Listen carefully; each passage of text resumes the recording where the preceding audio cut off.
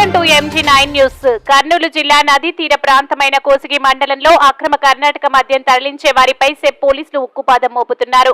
సాధారణ బదిలీలలో భాగంగా కోసిగికి బదిలీపై వచ్చిన సెబ్ సిఐ మహబూబ్ బాషా మరియు సెబ్ ఎస్ఐ రమేష్ తమకు అందిన సమాచారం మేరకు తుంగభద్రి నదీ తీరంలో గల తుమ్మిగనూరు గ్రామ సమీపంలో కర్ణాటక నుంచి మద్యంను అక్రమంగా తరలిస్తున్నారనే సమాచారంతో తమ సిబ్బందితో కలిసి ఆకస్మిక దాడులు జరిపి 90 ml ఒరిజినల్ చాయిస్ టెట్రా ప్యాకెట్ల బాక్సులను 15 బాక్సులను పట్టుకుని సీజ్ చేయడం జరిగిందని పోలీస్ సిబ్బందిని చూసిన వెంటనే ఇద్దరు నిందితులు పరారైనట్లు కోసిగి సెబ్ సిఐ మహబూబ్ బాషా తెలిపారు.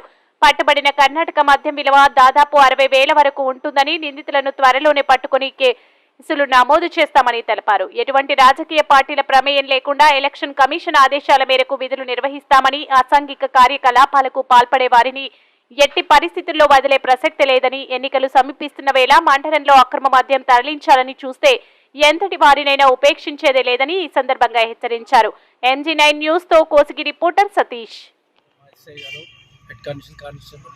మేమందరూ బయలుదేరి 2 వీలర్లో తుంగభద్ర నది ఒడ్డుకు పోయినాము. అక్కడ పోయిన తర్వాత వాళ్ళు ఆల్రెడీగా బాక్స్ పెట్టుకొని ఉన్నారు. నదిలో నుంచి తీసుకుని వచ్చి మేము పోయాలి వాళ్ళకి ఇన్ఫర్మేషన్ అందింది. 2 వ్యక్తులు పారిపోయినారు. వాళ్ళ పేర్లు కూడా మేము నోట్ చేసినాము. గాలిస్తున్న వాళ్ళని త్వరలోనే అరెస్ట్ చేస్తాము. ఈ సరుకులో దాదాపు ఒక 55-60 వేల వరకు ఉంటుంది. తప్పకుండా వాళ్ళిద్దరిని అరెస్ట్ చేస్తాము.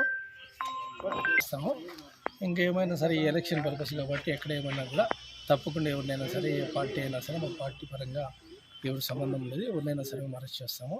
తప్పకుండా ఎలక్షన్ కోడ్ కింద పనిచేస్తాము. అన్వేష్ లోకల్ వాళ్ళనే, అసలు వాళ్ళు ఇక్కడ వాళ్ళే, లోకల్ కోసిగి వాళ్ళే. తప్పకుండా వాళ్ళిద్దరిని